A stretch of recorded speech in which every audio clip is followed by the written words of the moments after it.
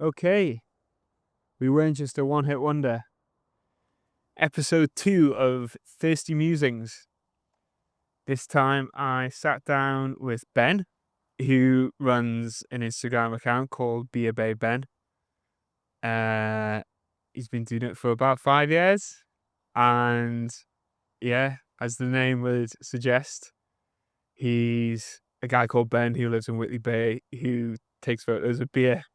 Um, yeah, I like who's starting to run the Thirsty Moose Instagram account. He was someone who I quickly got acquainted with.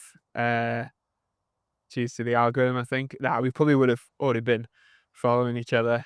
Um, and yeah, just took to the stuff that he puts out there. Like he shows beer in a really cool light, and I was keen to learn about his progression of just his sort of very first relationship with beer, and then how that flowed over into sharing reviews and running an Instagram account. And you can kind of see through going past through his historic posts that they've had a bit of a progression to them as well. But uh, I, I did the podcast on his birthday again. I think it was February time. So it was fun to have a crack with him. We did it in the brewery, so we were able to show him around our humble premises.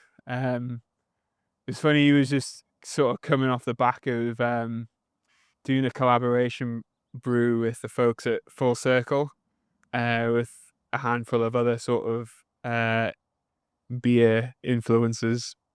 That that sort of name doesn't sit quite right, but yeah, people with beer Instagram accounts. So yeah, he was probably accustomed to the absolute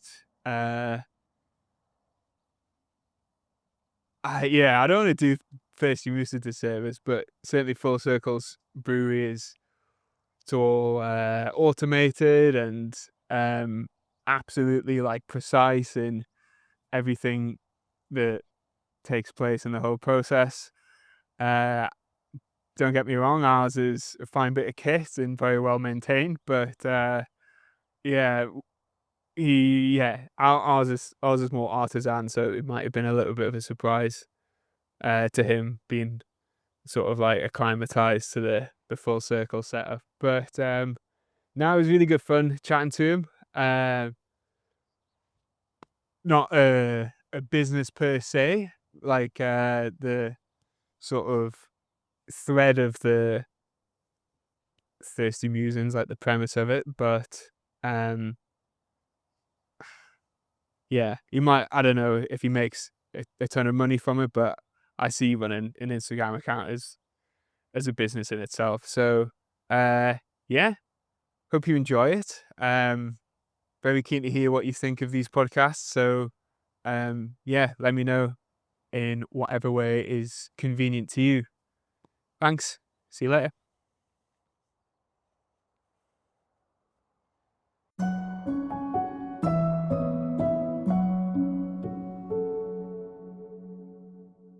So yeah, my birthday day. So Yeah, I'm buzzing that you came. yeah, no, thanks for the invite. It's nice. I've always wanted to. Well, ever since you were kind of messaging, and then we were messaging like last year and stuff, and I was like, oh, really wanted to come down, but Yeah. it's just that little bit far out in Newcastle, like the wrong way. Yeah, man. For like metros and stuff like that. So it's a bit of a but it's Yeah. good. But yeah, I found it in the car, so that's fine.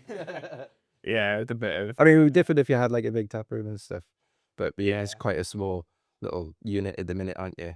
Yeah. Yeah, One day good kit though. I mean, yeah, it does a job for us yeah. at the moment, but yeah, we're definitely falling short on the tap room and having a space for the public to Yeah. hang out in, because like that sounds like loads of fun to us, and in our area to grow the business Well, like, Yeah. you can, kind of diversify Yeah, how right. you're getting your income, I suppose. Yeah, a bit more predictable if you get the location right and Yeah. connect with the customer base. But Would you move? yeah, to be honest, Because you're just because like away here. like it location wise, it's great for where I live, where Max's parents live, and it's like 20 minutes away from Max's gaff, so it's not like Uh-huh. it's not too bad. It's just down the A1 from Gosforth, but Right. Okay. Yeah. I think we just have to move because the business park like shuts after 7 p.m. So either You couldn't. yeah, Yeah. and it's not within walking distance. Yeah. Like there's a few houses like tucked away towards the river, but it's not really in walking distance of any like Yeah. amenities. So I think we Like have to. closest thing I've probably recognised around here would be like the old cross. Yeah. You ever been there? No. Oh, yeah. I would just love a little drive back to just again. It's quite far out of the way, but do people come out of the way to go to it To from the your cross. yeah? I think it's got a I've decent reputation. Right? They had they were one of just a handful of pubs to get. something. What was it like? Is it like jail by the community or something like that? Oh, is it? I'm sure it's like I don't something know. like around that. Yeah. But anyway, sorry. No. I just remember just before Christmas, they were one of like a handful of pubs to get some sort of like Jake special release. Like it was like a Right. golden looking. It was, Oh, was it Dipper? yeah, Double Dipper, IPA. yeah, it was like 10% or something, and that Yeah, it was where I think it was about 8. the pin of that. 8. It was not 8.5 or something like that. I tried that actually on the Jakehead day. Oh yeah. Yeah. And then you play called the Sandhill Arms on the Quayside. Oh yeah. That So- opened at a similar time, didn't it? Like December. Yeah, so I think it had only been open for maybe a couple of months. So it was just like I was in Newcastle anyway. Actually, I was in Newcastle because of that beer I did with Full Circle. So that Oh sweet. that was the end of the brew day. Oh, you finished up at the Oozburn. Yeah. Or in for a penny. Yeah. So Yeah. we finished up in Holt's Yard. Had to go by the free trade because you just have to if you're there. Yeah, there. Yeah. And then walked along and then had a sample of the Jakehead Dipper. To be honest, there was a I mean, it had been the end of the day of having a few beers. Relentless testing. Yeah. Well, they were dead good at Full Circle actually. They did keep us watered and fed Yeah. for nothing. So. Yeah. Well, why not talk about it now? Like, Yeah. what was the story behind? Well, who came up with the idea? And yeah, you got the ball rolling, and then Yes, well, so they've got their festival that they do with that annual thing at the the second only this year. So, yeah, it was I know Ben, the owner, pretty well, and Jordan, Jordan, he's kind of like I don't know what his job is, kind of sales. king of lots of things. Marketing, does all the can designs now. Really? Yeah. So he does. Yeah, well, yeah. So on the day, it was coming to the end of the daytime session, and we were just sitting at the table with the two of them and just having a bit of a chin wag. And I just said, "Oh, it'd be quite good, just to come down. We'll do it. I could like do a brew day. I'll take those pictures, blah blah blah, that kind of stuff." But Yeah. I just really wanted to be involved in the brewing on. Yeah, man. But I did. It was more of a fleeting idea. It wasn't really like, oh, let's definitely do this. It was, we'd had a few beers. We're just talking rubbish. You know what I mean? And yeah. And about 2 weeks later, Jordan messages and he said, idea you had. I was like, oh yeah. Like, oh, we're going to do it. He was like, yeah. What was the first thing? He was like, oh, you actually do remember me. He told me. He said, well, let's do it, but let's do it in a slightly different way. Let's get a few more people together. Let's get a handful of people that around the local area. We'll keep it kind of localish, and we'll do it like a group thing. So And in my head, it was like, oh, it's going to be a bit like some of the other outreach stuff to do, like the International Women's Day brews that they do and some of the breweries do, which is like really good. But basically, a day lets people go around, see the brewing process, chuck some hops in, and then I just have a lovely time, really. And then you get to have a beer at the end of it, which is unique to that day. So yeah, there was as well. Ooh, I don't know how many other people. I think there was 6 others.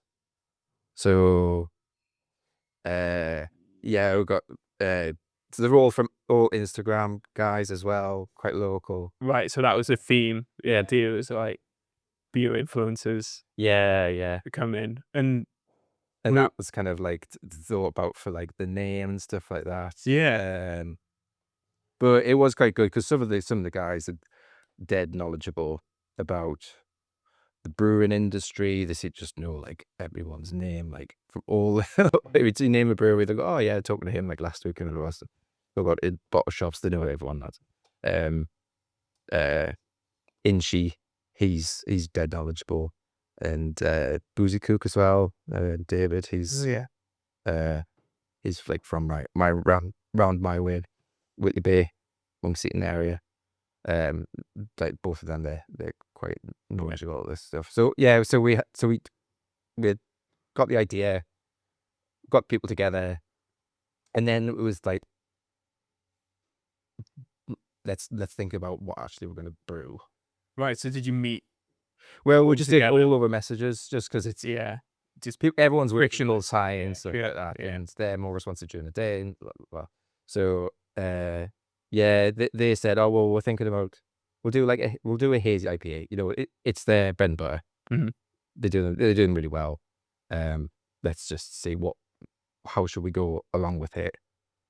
So they suggested, like about 6%. And I said, oh, can we up it a bit? So like 6.5%, I think, for a hazy IPA is my kind of it's a Goldilocks area for me. I think that's just great. It's just less than it's quite a strong IPA, but it's not as strong as a double IPA. Right. Do you like it quite sweet?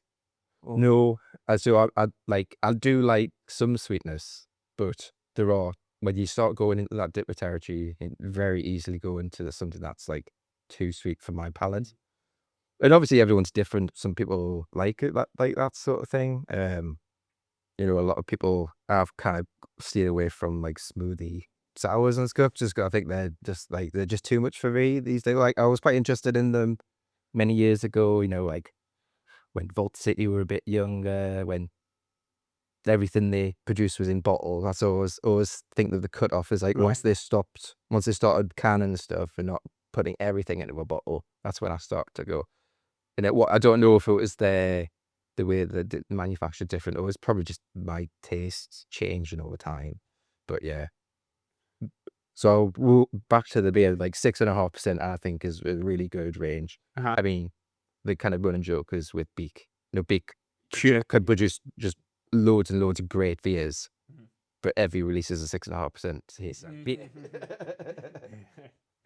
So that's like that's if you like Beak, you are kind of probably on the same wavelength that I am with, like, so 6.5%. And I'm a big fan of Ruaka for the last couple of years. So Ruaka being a hop, which I think some people say if you get too much of it, it could be a bit like smoky, like frazzles, like smoky bacon, like apple crisp. But it does have that bit of smokiness to it. It's like a savory edge, and I really like it. So I kind of went with Arkham to do like a Ruaka heavy. So like not just Ruaka, because I think it needs balance with something else. So we ended up with a combination of 5 different hops in the whirlpool and dry and hopping as well. The combination of a few different hops, and then also wanted it a bit softer as well. So I'm a big fan of using like wheat and oats in that style of beer to give it body. I'm not a big fan of using lactose in that style of beer. I don't mind actually lactose in like a stout, something like that. But in a, I don't think it's got really I don't think it's got a place in like hazy IPAs, but obviously there are some which just go for it. Track, for instance, they have their gold tops. Right. They love that's the gold top being like gold top of a milk bottle. That's why they're called gold tops. And I think because they started with that, and now I think people just, I don't think a lot of people realize they won't got lactose after a start. I just think, oh, we've got gold, it's gold top, so it's like a special release. It's not, that's not really what they went with originally. But I think then now like smoke and mirrors. yeah. Well, if you look at the gold top, it's actually like dripping down like a milk bottle. Okay. He has a little logo, and I just, amazing. yeah, I mean, it's good branding, and they will definitely sell. You know, like they can just produce a batch of gold tops, brand new recipe, whatever, and it'll sell because people think, no, people will just know that there's a good quality standard there. But yeah, and for those beers, I can't win off them a little bit. I was thinking that they were too sweet, but I think they've reined the addition of lactose in a bit because I had one just the other day. It was in a box from a subscription with Track, and there was one in there, and actually it was pretty good. Wasn't too sweet or anything. So I just think they've reined in the addition of lactose the last couple of years, or at least last year. So you led with the hops, Yes. So I easy, the ABV, yeah, and the addition and of oat, yeah. So that body. The group We kind of discussed it within the group. So I said it like a little group chat, and we were just pinging ideas, and then I was feeding it back to Full Circle, and then it would come back quickly, and then they would speak to Alex or Ross, the brewers, and it would be a bit back and forth, and then we kind of settled on this recipe. But we had no name at this point. This was just I definitely think it's the future. I know I'm quite new to the industry, so I don't know how many collaborations currently exist out there with like either beer influencers or just other influences of different flavors. Like you get them all over. But you get the shops and random things. Whether I think it's like good. Coffee shops, I think, quite a good one. Yeah, because you can get a new audience. Yeah. It's a channel it's a channel for promotion, really. With, say, take like a coffee roasters or a coffee shop. If they have an addition of coffee into the beer, then you immediately, once recently, you've got the coffee shop promoting it and the brewery promoting it. So I'm like, they might not be able to have the license to sell in their premises. No, but they're gonna have it on the can. Have the name on the can, yeah. Their brand might be as strong, if not stronger, than yours. That's it, yeah. I'm sure it'll be. I'm just shaking. Yeah. What is it? There was one. I think Northern Monk too have done a few like that, like bits. So when I was chatting to Calvin yesterday at the Rare Drop, he was saying that over the last couple of months, coffee's been an even better seller than beer. All right. Like locally roasted stuff. So it's just a small sample size, but maybe like tastes are slightly changing to I mean, I think people maybe tastes aren't changing, but people are having their eyes open to the quality of local roasters. Yeah. I think there's definitely on the collab front, on the coffee side, I think there's a definite thing for local roasters. It's like something we're definitely keen to explore. Like I think I kind of want to like tread carefully for the first couple of collabs. Like it couldn't have been more cautious and safe doing the collab with Hadrian Border, because it was their invite and they looked after like so much of the whole thing. They showed us how to do it, and that was perfect. Right, good. Like Stew Brew's almost like the next level up. Like another local. The Stew Brew is one that you just was it released yesterday or was it? Yeah, so it's been made available like to our pubs and trade customers, and Yeah. And So- how did that come about? How did you taste? so Did you know when each other already? now I think Max and the folks at Stu, because it kind of changes. Yes, I might. Well, that's Yeah, the thing, isn't it? Yeah. Weird. They would have like crossed paths doing like different camera meets and other festivals, but Yeah. when I like joined Thirsty Moose full time July of 2025, Max, one of the first things Max said to me was, I got this guy from Stubru who's kind of keen to do a collab. Like, why don't you just pick up that lead? Yeah. Him, see where that goes. So, yeah, I was in dialogue with this fella called Alex, who was like running the sales for Stubru back in August. And I think just couldn't quite get it across the line before the Christmas rush. Like they were all getting back in like into uni itself from like late September. Organising the brew day. Yeah, exactly. Yeah, just couldn't quite get it done without being like rushed before Christmas. So I thought I would just park it and then have something fresh to bring out. Like It's good time as well. Yeah.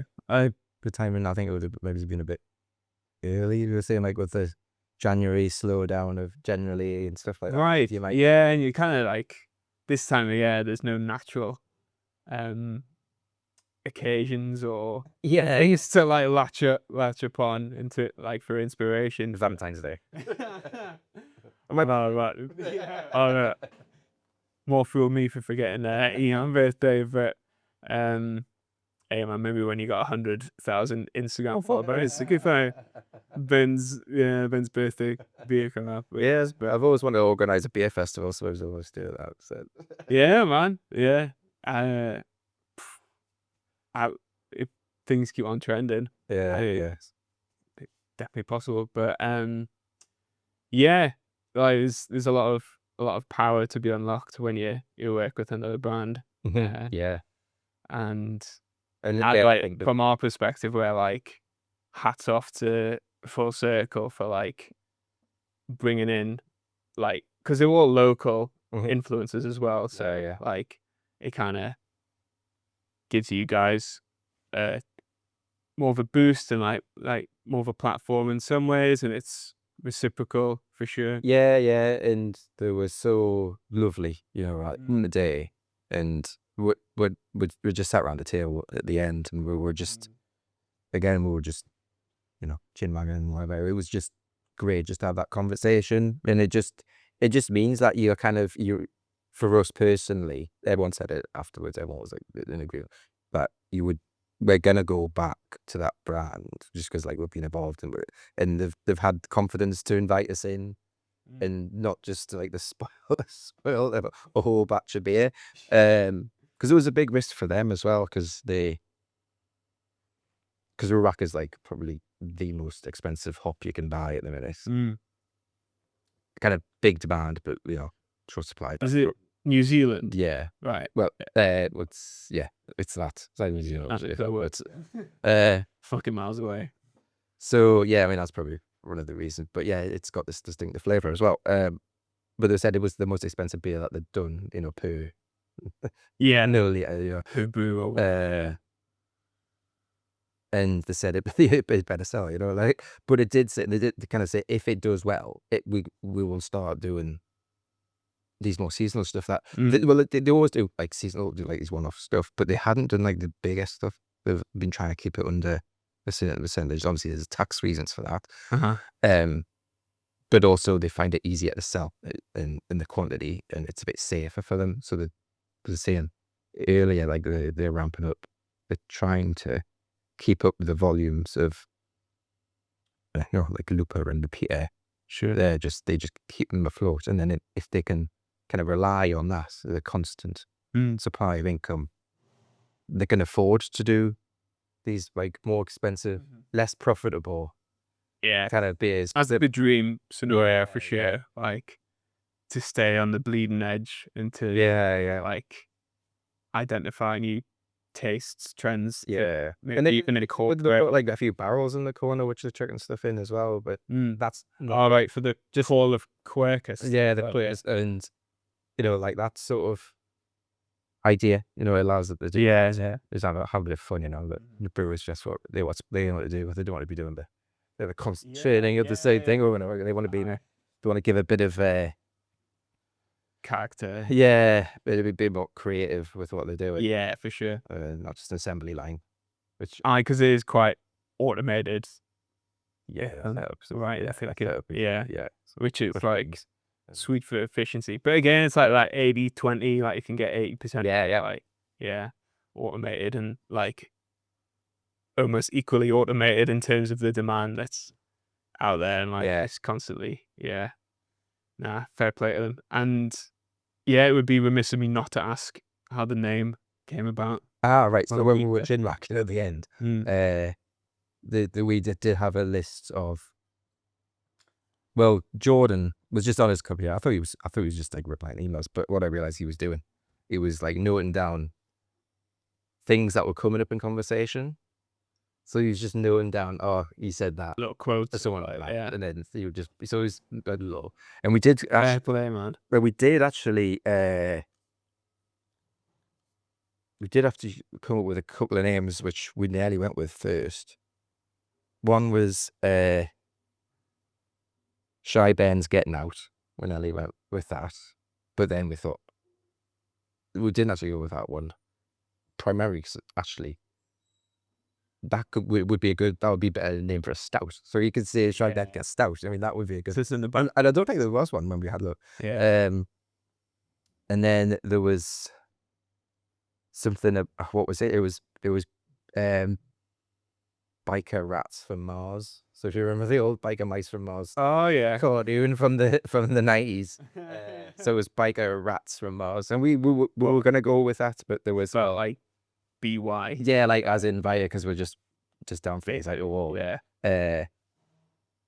And I think we're all in agreement with that. But there was actually a bit of a slight controversy because they'd mentioned it to someone else in the brewery, and they went, "Oh, an ex-employee wanted to call a beer that once," and apparently that they didn't leave on favourable terms, so they thought they just didn't want to have anything to do with that, and they're just like, no, let's not bother. But we'll go. We've seen with other breweries that names can become a sensitive subject with the War Flags saga. But I don't want to go down that rabbit hole. But you don't want to kick a hornet's nest of someone like a name that someone else. Yeah.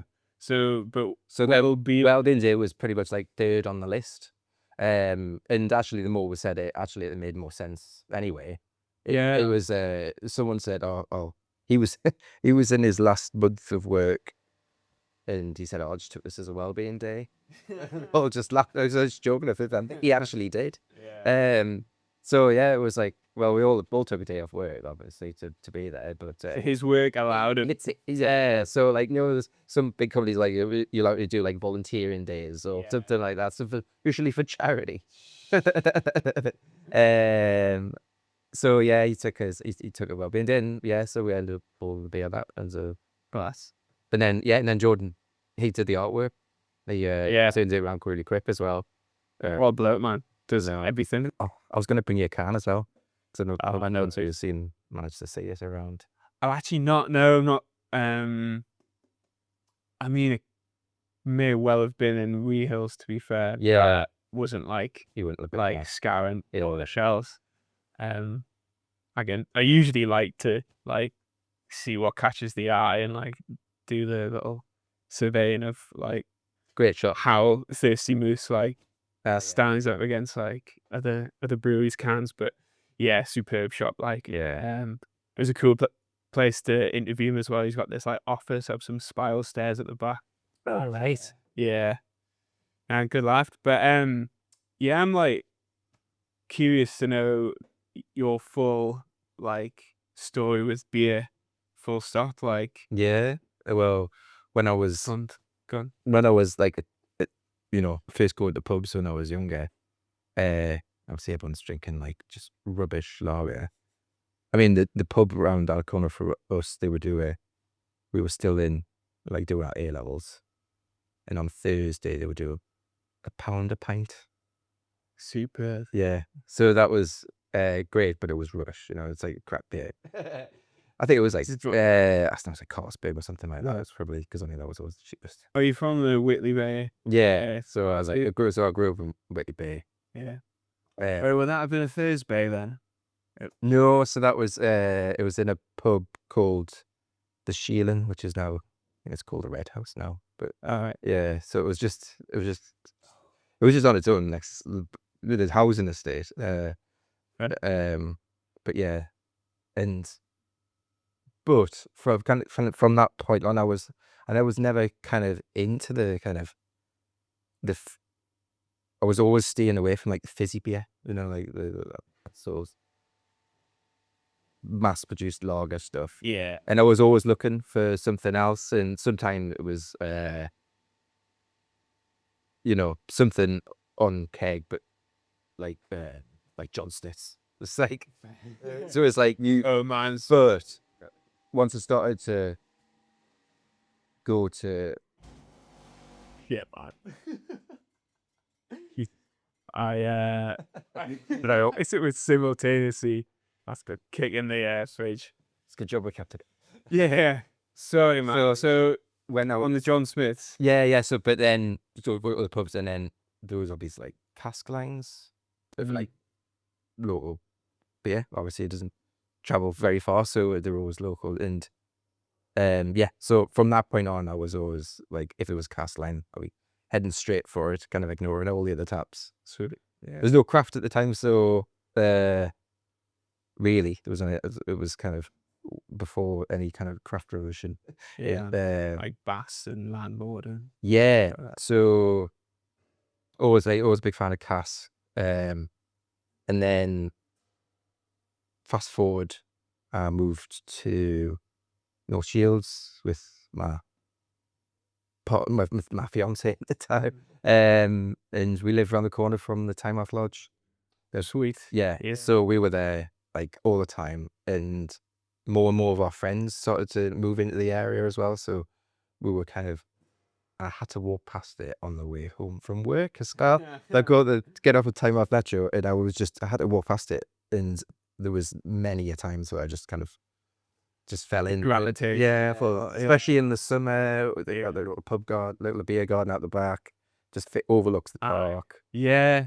Um, We got like Dukas as well. yeah, When I think of Bass, I think of the lodge, because my dad moved to Marden at the time. right. He's from that area. Yeah, right. Yeah. So he would take me there quite. Well, there was always a big. Well, look, for a long time there was that big kind of sign on the side of the building that said Dukas. Yeah, man. And that would be ace. That would be oh, I can't not. You know what I mean? So just fell in. But I used to love. Obviously they kind of renowned for their Bass. Like I can't remember his name now. He's been the landlord. Huey. Yeah. So I think he loves Bass, and he just treats it like child. I think he nurtures it in that little salmon. So yeah, Bass was good. Dukas was always good, but my favourite probably was Mordew Northumbria Blonde. Oh yeah. So Mordew are no longer with us. They've kind of shut up shop. I don't know, 2019 or something like that. I think they briefly got bought out by a brewery further down south, but I think they fizzled out. I think they bought the brand, think they could do something with it, and then they didn't really, because it moved, so no one knew who the brand was. Yeah, it's a bit dumb. Yeah. Because they used to be a brewery in I think it was the Time Tunnel Trading Estate, so just off the. Oh, were they? Yeah, so Okay. the Time Tunnel. So they were around for like 10, 15 years or something. I don't know when they started, to be honest, but they were. But yeah, that was my favorite. And yeah, but like I had friends, and like half of them really started to really enjoy the cask as well. Our friend was just a massive Bass drinker. He just loved it through. Every time we moved over to Texas, and every time he comes back, he's straight in to tie off logs to get a pint of Bass because it's there, and he knows exactly what the quality's like. Class, man. But that's the good thing about like cask, isn't it? It's like you've got to. It shows if you have like you can do your job here as a brewery, but once it goes into a pub, it's out of your hands then, and it's up to them to nurture and care. Yeah, for sure. It's a large It's thing. definitely like a large degree of trust. Yeah. Goes Because I was thinking in the summer, like particularly. Yeah. Exactly. Yeah. Because it could easily just Yeah, right. And even like in transit, like when you like trusting someone to like deliver. Yeah. Like, but then like a chilled van. Yeah. And then it's down to the pub to make sure that it's like settled or whatever, and just done at the right time. Yeah, big time. Yeah, to do it justice. Yeah. I always think of kegs as like, like filling a can of Coke and giving that, distributing that. Yeah, it's quite easily done, and you can just chill at the other end. It'll be all fine, really. Obviously, with the highly hop beers, you do have a kind of, there's an extra pressure there, I think, of like making sure it's chilled. A cold chain in it, like you were saying. And it does have a more finite lifespan because with the hops fading. Yeah, no, there's challenges. Like, I think with kegs, like for context, we're currently sat in the cold room of the brewery, so we're surrounded by kegs and casks.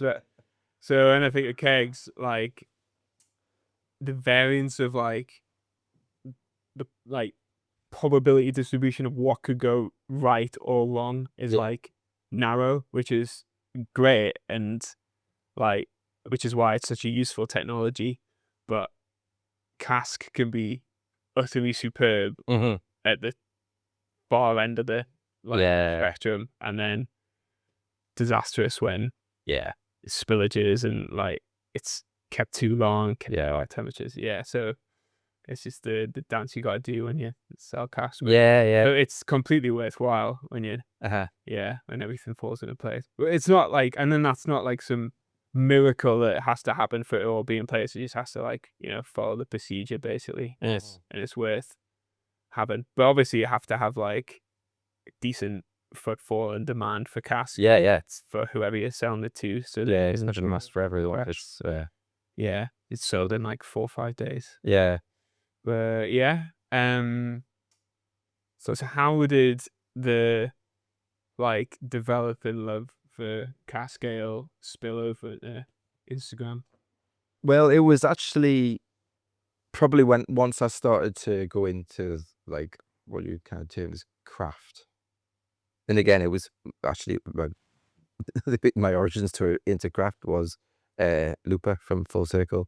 They just made like it for the first time. I think they just opened like, and they had like 3 beers, and I was actually on a work night out, and one of my colleagues just said, "Oh, I hear they've got Looper. It's the place in Central Station. It was called Centrail at the time. Centurion. There was Centrail at the bottom. Oh yeah.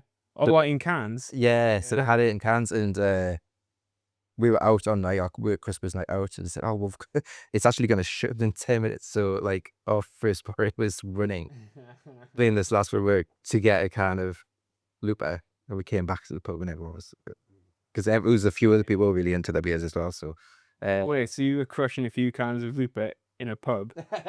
Well, we were kind of sneakily down the Contraband. We just happened to refill our glasses. That's it. Wow. Yeah, that was good, and so then I kind of spurred on, and there was a few. There used to be a website called Honest Brew. So it's like a beer. It's like beer 50 over beer 52. Yeah. Like I think I went to beer 52 like for a few months. The classic thing is, I mean, the better now, but back then it was like near impossible to cancel the subscription. They were really bad at it. Yeah, man. And that really stings like a lot of the craft industry, I think. So So yeah, No. I would never go back to them. But Yeah. Honest Brew were really good. They work with breweries and stuff like that. I remember Wylam doing a good collaboration with them.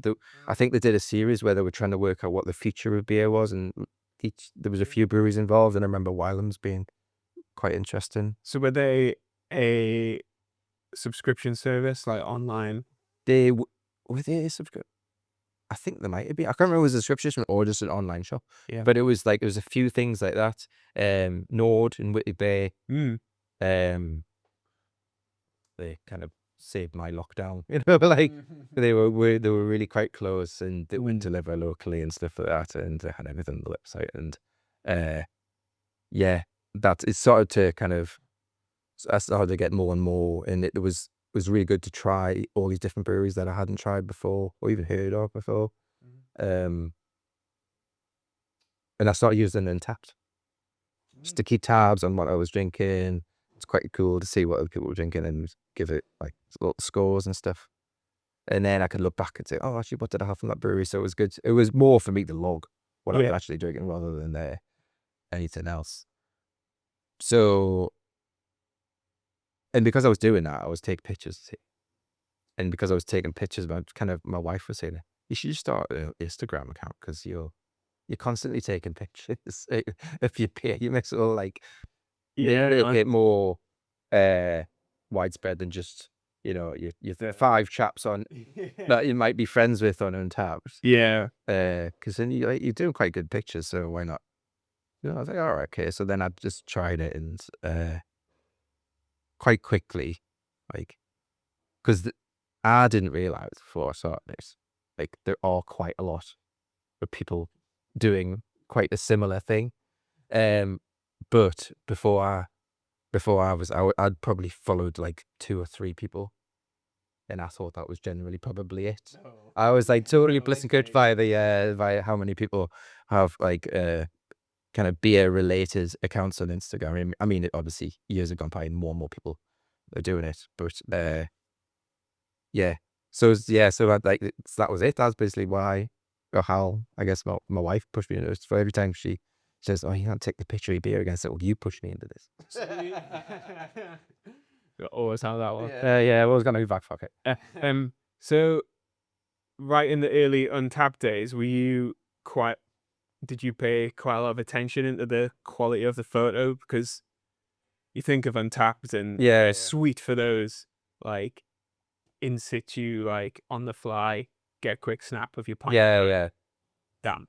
Doesn't necessarily mean that they'll. No, well, it was hand in hand with lockdown as well. So I was at home, you see, so most of it. Great. Yeah, I was just getting the light and rain. I mean, I don't know if you remember the first lockdown, but the weather was fantastic. So like April, I was saying natural light is like the best light you can get, and it was just, everything just looked absolutely glorious, including cans of crap beer. Yeah. Obviously in a glass. Yeah, man.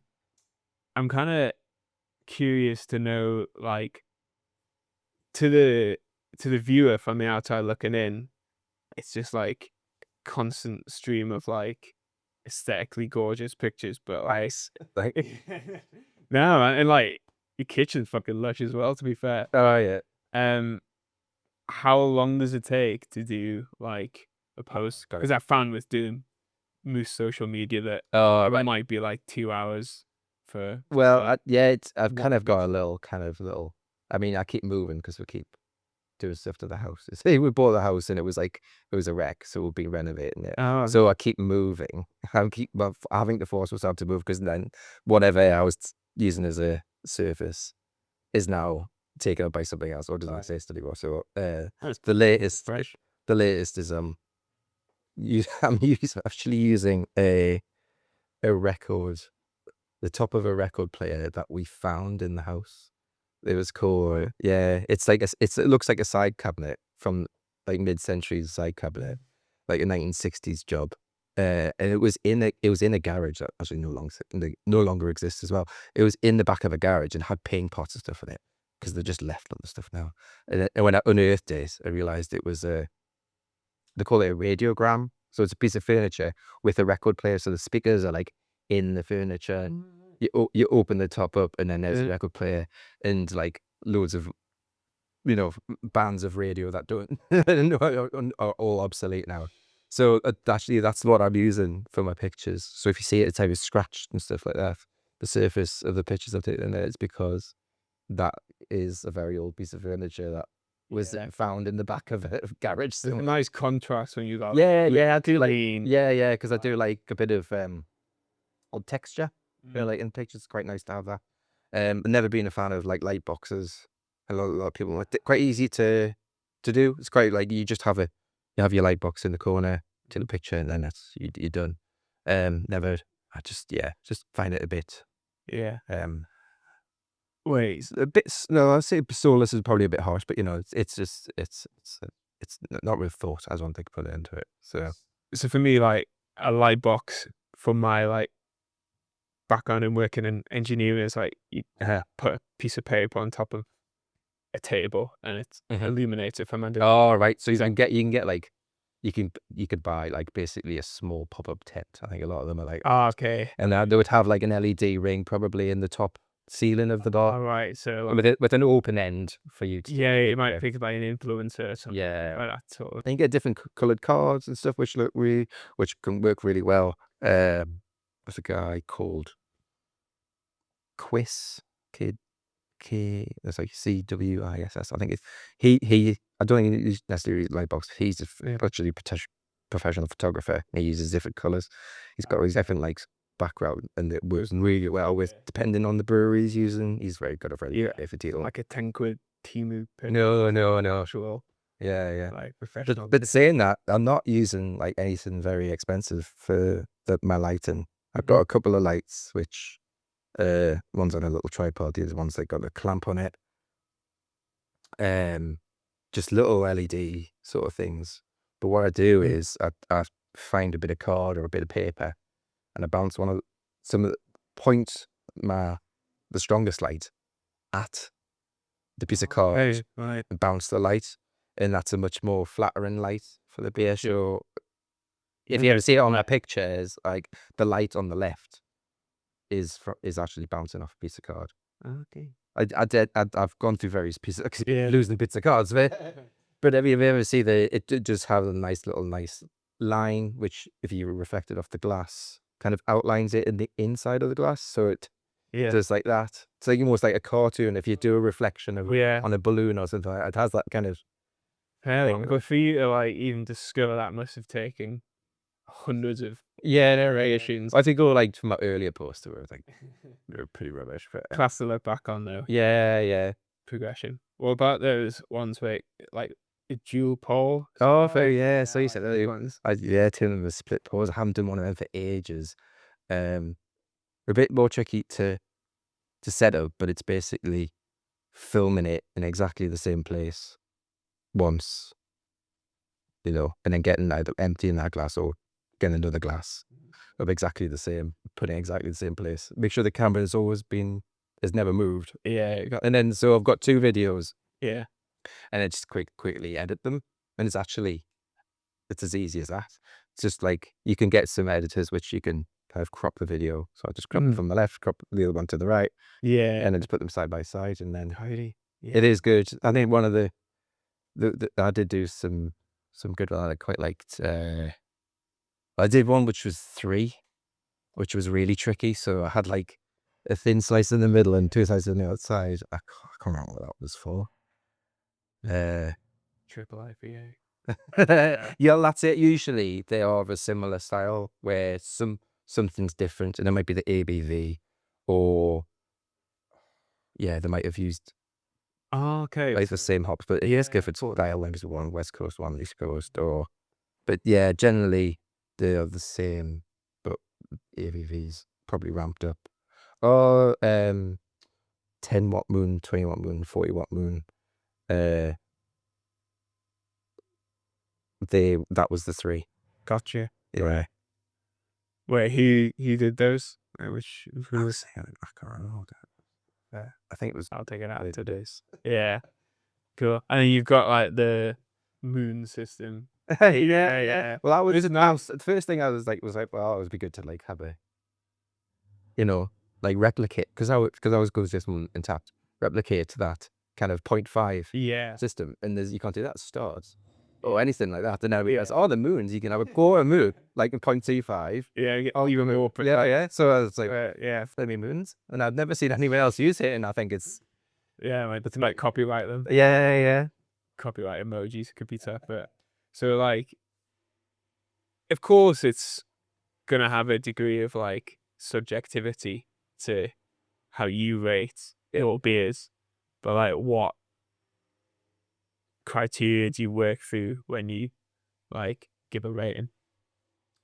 It's all just how well, I think the situational thing is a massive, where you are, how are you drinking it, Who you with? because if I'm out with my mates, I'm not like paying a lot of attention to like critiquing the beer. Yeah. If they're not into it, I'll just do that a different day. It's not the right time and place. But also, like, if you're tired, got a bit of cold, or all these sorts of things will like influence like your taste buds and stuff. So yeah, it's like what at that moment in time, what I'm getting from aromas on the palate, back of the throat, and then like this general aftertaste as well, which I think is quite important.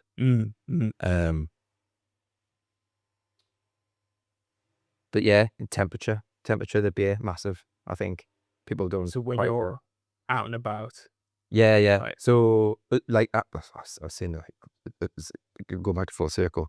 They got really cold lines, right? so when we went to taste the beer for the first time, they just put it on and it was freezing. So we actually had another beer. Ellis had a half of something else while I was waiting for that to come up to temperature. Crazy. Yeah. Because it can like, because if you kind of know like the molecular of like any liquid or vapor coming from liquid, is that Sure. if it's colder, all the molecules are going, they're just slowing down, and they're not just popping out the top of the surface of the liquid anymore. So as warmer it gets, obviously the more flavour you get out. Yeah. That's why that's exactly why calling and whatever is chilled to as much as possible, because it masks. masks. Because if I always had this, I think the last time I had a can of Carlin or any Carlin was a Glastonbury festival. I used to go to Glastonbury festival like all the time. I think I went for like 10 years in a row, and one of them, someone handed me a can of Carlin that had been in his tent for like days on end, and it tasted like I was drinking a tin of beans. It was the worst flavor any beer I've ever had. Right, That's stuck with me. That's not going anywhere. Crazy, man. I think I've never experienced beans before, but like on a warm summer's day, Yeah. there's like, it's almost like a I think it's a bit nostalgic. I know, like, it's like quintessentially summer when you've got like a warm. Now I was thinking like, yeah, for a festival. Oh Yeah. Like, So I completely not. after like my first festival, and I realized you can't keep stuff cold. I would take cider Fair. because I quite like like proper like scrumpy cider and Yeah. stuff like that. Not like a sweet stuff like you've with added like syrups or whatever they do now. But like just stuff that's just got apples in it. Yeah. I actually love that, especially in the summer. In a field. No, it's not like when I was describing a warm can, like it is nowhere near like the like euphoria that you get from cracking open a cold one. Where like naturally the condensation's on the outside and That's just your memory, like remembering. Yeah. Because you would have had a good time. Yeah, well, So twice, and you just I think it again very to the individual, but yeah. and then that's another thing about cask as well. Like that's always, it has to be like a little bit warmer than kegs. Yeah. Generally, like I think I think it's another thing where I'd probably lean towards them Grimger, because it was actually more flavoursome, and I felt it was just generally easier to drink as well than this like ridiculously cold. highly carbonated crap that was on the other line. You know, like those other lines in the pub at the time. Just allows for the Yeah. the beer to be released, and just I think all I the think it's senses seem to just you just activate more of the senses. yes. Yeah. Sweet man. And so you've if you've been from the area, Yeah. right from having one of the first 3 drinks from Full Circle, and even those guys who were in Time Tunnel Trading Estate. Or more. Yeah. Yeah. Suppose the folks at Mordew were right at the start of the northeast craft beer scene. No, that wasn't. I wouldn't call that craft. Really? No, it was just it was real ales. Yeah. I mean, Colour Coats have been going for Cullercoats Brewery. yeah. Yeah. I think they're 4. Time Tunnel Trading Estate. I think that's where they brew. All right. Yeah, Guys from Cullercoats. So yeah.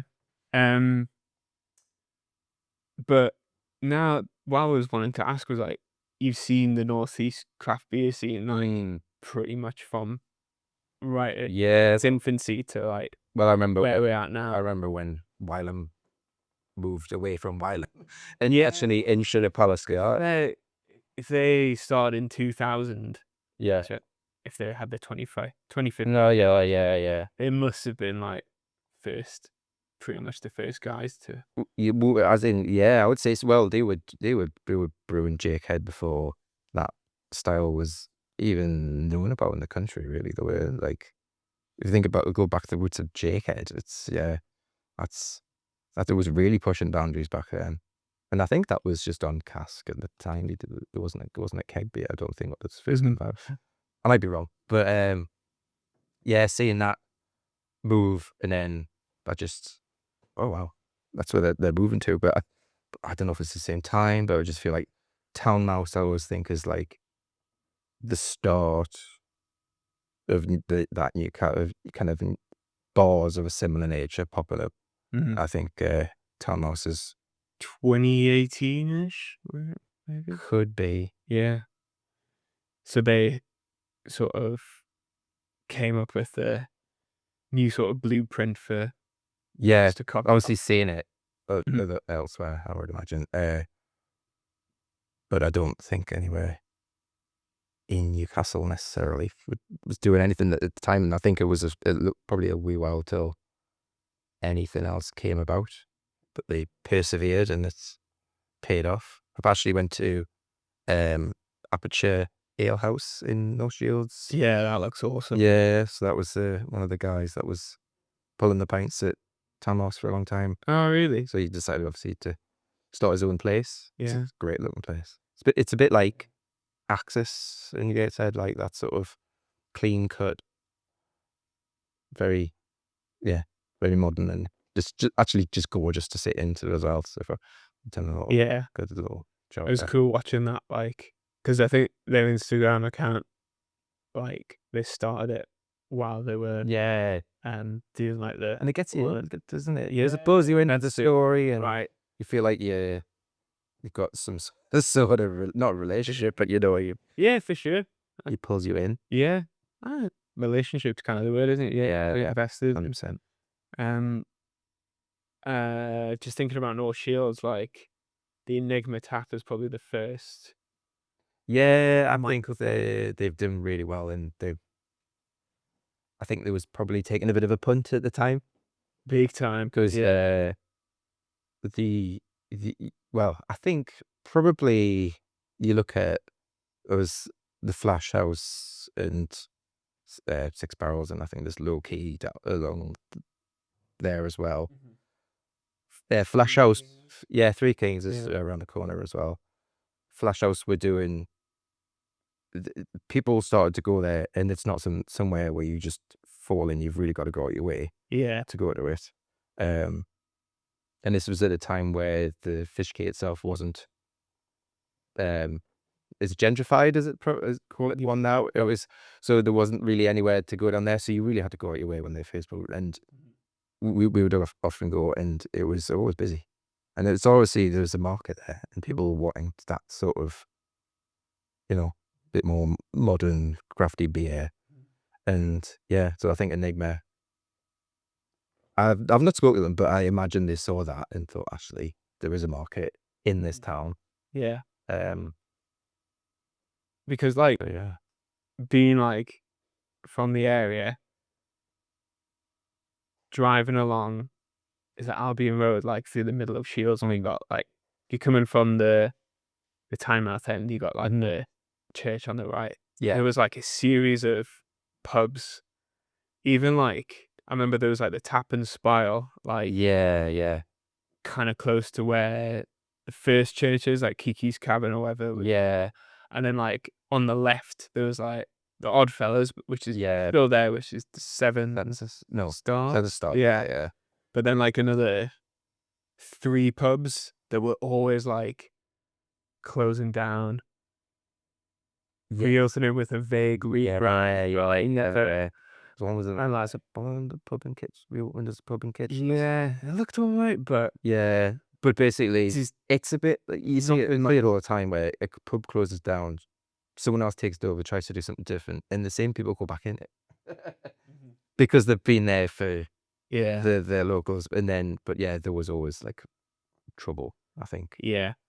But the Enigma Tap was like a complete, Yeah. like in terms of a pub, tap room, and only a tap room. Yeah. It just kind of just felt like being in someone's living room. Yeah. A really good way. Yeah. Felt like light and comfy and Yeah. Well, different well, beers as well, well like, to there's a- obviously to like your standard what the yeah. average North Shields pub would have been like. It's interesting because I think that sometimes these places struggle with their license application because you might have to present it to the public that's the ones wanting to have a on-premise license and sell alcohol, and people just think, oh no, we'll do on that on my doorstep. But then you go, actually, we're not playing sports. We're selling like higher costing like beers and what. There's milling down the road as well. Yeah. Keeping these guys. Yeah. So like, Yeah. so I think some people have problems with their licenses just because of that knee-jerk reaction of, oh, I don't want to put them right on my doorstep if you're like living in the area, and you go, actually, we're not that. We might not be, we don't want to be bringing any trouble, like late night noise stuff is probably not an issue either, whereas some of these places might. Yeah, but I see it's so interesting to observe like the domino effect that happens like when 100%. it's like a confidence thing, isn't it? It's like Yeah. see the social proof of one pub like blazing the trail, and then like so many like Aperture and that one on Northumberland Square. I can't remember its name, but like it seems quite 2 pennies or something. yeah. Yeah. And I suppose the fish is a separate area, but like it's just interesting to see the businesses that follow, and then even like the likes of Fueled. I know it's a bit off topic, but like just different types of coffee shops that Right, yeah. like just looking at North Shields as a like case study. It's just crazy to see the like domino effect that comes into place. Yeah. Well, I think once you start having one, then people might come from further afield if it's really good. If the word gets out that they're there, and I think once you get more an additional business, then that just amplifies. It goes up exponentially, I think. So I think you start getting like a hub. That's how networks work, isn't it? Because like the value of is it I think it's called Moore's law. So like when telephones first came about like 100 years ago, we're trying to calculate like the value of the network, and I think it's like the number of participants squared, which gives you that exponential value. So if you've got just me and you, Yeah. like pretty limited on what we can do, but if we have like 4 buildings worth, then It's more. I am more than double. Yeah, exactly. Yeah. And then the same goes with setting up businesses. Yeah. The Whitley Bay's become quite a good example for like craft beer now. Yeah, right, and then like, So much going on, and but then you look to like foreign books and like just other types of businesses yeah. have got the confidence to invest in the area, and um, obviously the council has a lot to do with it when you have like a public regeneration, like Yeah. Spanish City, Yeah. like That was good. lays the sort of It started right example, but like the fertile soil for businesses like easy. days to grow from. Yeah. And I remember when it was there, they were doing out the dome, the Spanish City building. I went for like 2 tours during the construction, so it was like dead interesting. yeah, And I managed to go on the roof one time, so that was really good. You're not allowed on the roof now, but that was really good. And I remember seeing that they actually had, where his is they had real problems with, I think it was the foundation, because they were basically bringing the building back to its like absolute skeleton and then building everything back up again, and they had a real problem. So some of those units on the front, I just don't think they had proper foundations or anything like that. It was real dodgy stuff. So yeah, it cost them an absolute bomb. But the whole town focuses on that as like an emblem for tourism stuff. And then once that was done, there's been a massive uptake of like the shops along like Parkview and stuff like that, where previously there was like a lot of vacant units. There was a lot of charity shops at one point. And then which is fine, but when you've got like I love a charity shop. Like, diversified mix of like 10 charity shops. Yeah. Like, come on. There's a couple of charity shops in Whitley I really love, and I got a beautiful glass there quite recently for about 25 pence. So I'm not dissing them at all, but it was like, that was it, because I think none of the units were able to get let. But now it starts. It's that chain reaction of doing one thing up, and then more businesses come in, and then I just explode. So yeah, it's really like where we are, and I'm always like, I just love the beach. I've lived with it. I moved into Newcastle for a few years when I was younger, and missed it massively. It's good to move away just to Yeah, allow yourself to know how much you miss it, yeah, how much it means to you. yeah. Um, I feel grounded when I'm next to the sea. yeah. Slash. Now you've lucked out big time. Like, Oh, we bought the house before the dome was. yeah, It was like derelict when we bought it. It was like lots of derelict. for all these Yeah, rooms. I wouldn't be able to afford to live there now, I don't think. Yeah, it's the wave of gentrification. Yeah. Just gonna ride. Yeah, but pays to be lucky. Yeah. So there's actually a good little, not really a festival, but it's a little ale trail that's happening. I can't remember exactly when it is, but it's in April, I think. Here's the days of kind of organised, where you can buy a glass and a little map from them, and you can take your glass actually with you around streets, to, I think there's quite a lot of them on board now. I think there might be 10 places in Whitley Bay / Seaton. Yeah. So did Sam organise? Yeah, so Sam's organised it, and Yeah, he's so- got people to put on like an exclusive beer if you've got your glass. So you feel like you're actually doing something rather than just having a blood pro. But yeah, so that's good. Looking forward to that. Bought my glass, so I'm all prepped, ready for that one. Yeah. Remind me, when's that happening? Oh, I'll have to dig it out, but I'm not sure I'm going to get any signal in this cold room. It's like it's like apocalypse proof. What I was gonna say, but yeah, in terms of beer festivals, like, I used to love the old school kind of camera beer festivals that are outside in the summer. Yeah. So there's be a great one at Tyndale Yeah, which there is one going, but I don't know if it's yeah. So they used to Just- do two. There used to be like there Okay. used to be a festival, which is like a family oriented thing about a stage and everything, Yeah. games, whatever. But there used to be just a big beer Yeah. fest, yeah, and it was absolutely amazing. The tent was enormous. I'd never seen any beer tent like that before. So they stopped doing that.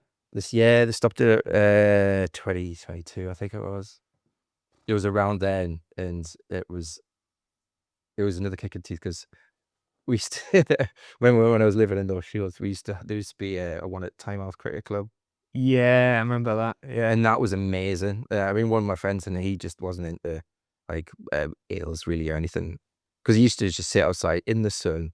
There would usually be a cricket game on, so just like seeing that in the background, not really paying attention, just blabbing away with your mates in the grass and just sipping on half pints of various cask ales with hugely varying degree of quality as well.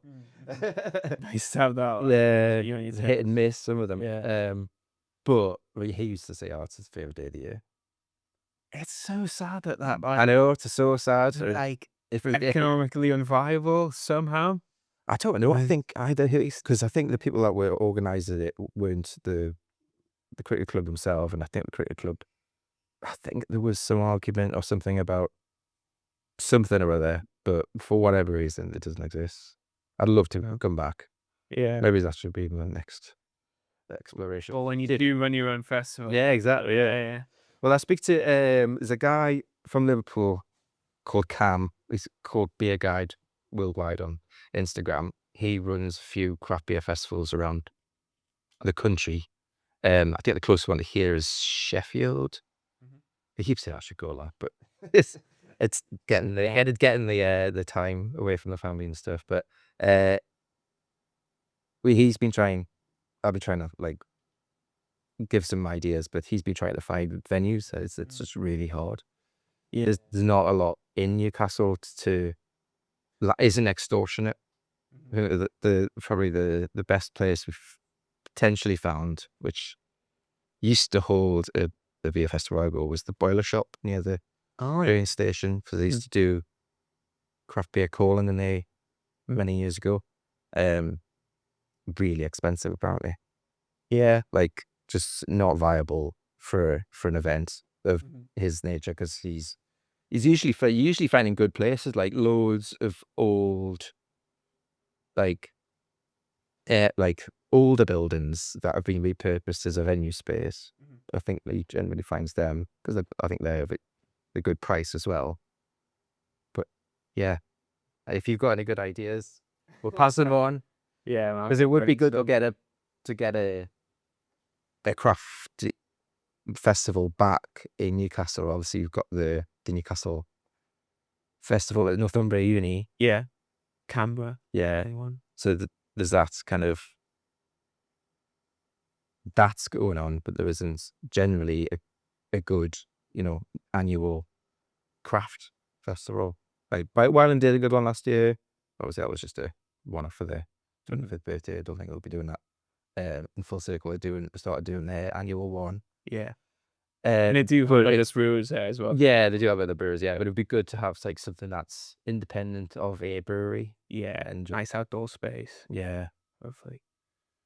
So any ideas? Yeah. That's That's not something that's like naturally occurred to me. It came up in my head, but like, yeah, it's crying apple one, isn't it? it is. Like, Especially because the markets there. So there's loads of places in Newcastle, but there's loads of places near Newcastle which are selling great beer, and everyone's lapping it up. yeah. So Oh yeah. I look forward to yeah. seeing what's out there. But thank you so much for. Thank you. Oh, can I open this little box that you gave us earlier? Yeah, man, knock yourself out.